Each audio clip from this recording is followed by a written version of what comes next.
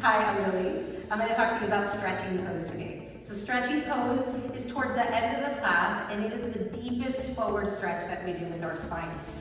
When you are in this pose, you start with a sit-up. As you come up, you're going to grab onto your big toes with your middle and index finger, peace sign fingers, grab onto your big toes, and pull on your toes hard.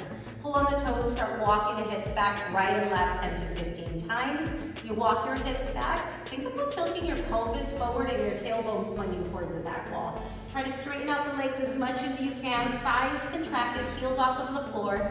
Exhale and pull. As you pull, stretch your body forward and start bringing your elbows down towards the floor, stomach to the thigh, chest on the knees, eventually one day the top of the head touching the floor. Continuously pull without interruption.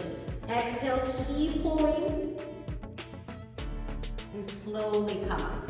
So you see, this is a very active stretch rather than just a relaxing down. The stretch starts from when you grab your toes and you start to pull. So really get that strength into it as you pull and stretch your spine forward.